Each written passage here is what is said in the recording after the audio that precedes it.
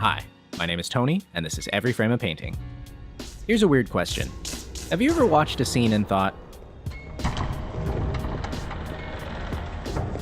that's a great chair? I don't mean the chair would be great to own, though that would be nice.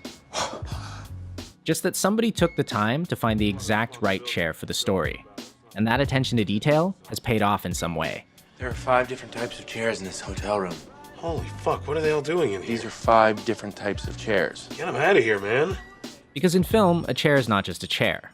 It's a piece of production design. And the type of chair you choose can say everything about the person and the world they inhabit. You know, my papers, business papers. So let's shop around.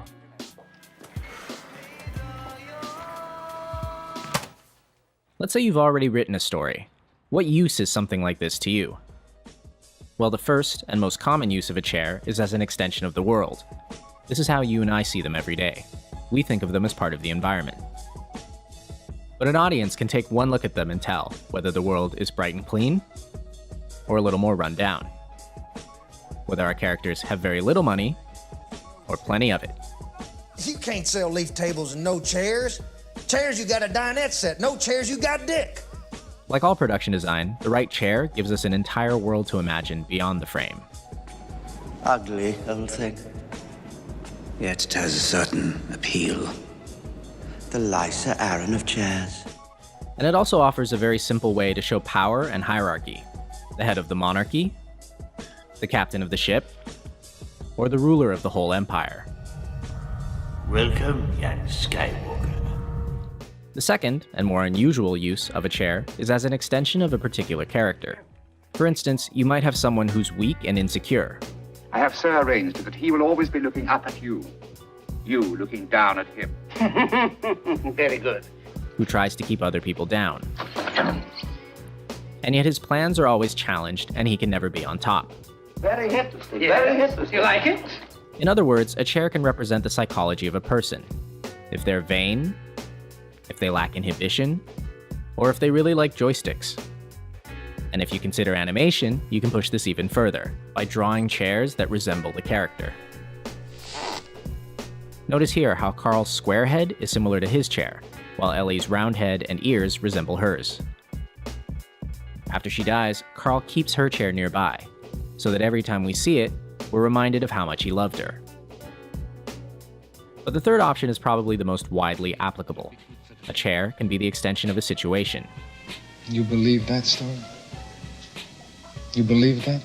In this scene from The Godfather Part 2, notice how Fredo tries to sit up. I've always taken care of you, Fredo.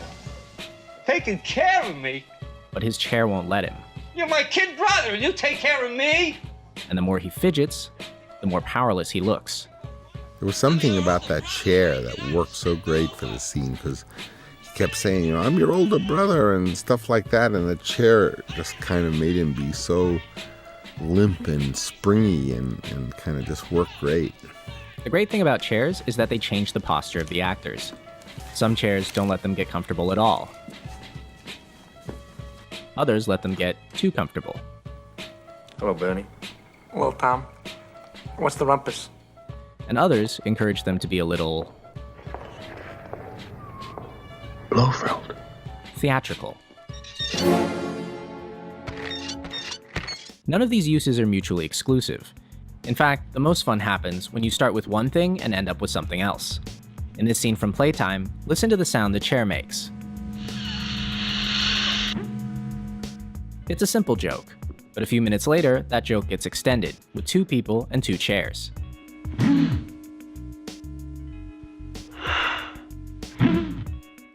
And as the chair keeps reappearing in scene after scene after scene, it becomes a much larger joke about how modern people always buy the same damn chairs. This is what great production design can get you. That one detail that pays off in unexpected ways. And it doesn't have to be a chair. They're just very common and pretty cheap. But the next time you have a scene and you ask the actors to sit, consider this. What do they sit on? This isn't real. And is there a way for that object to be something more?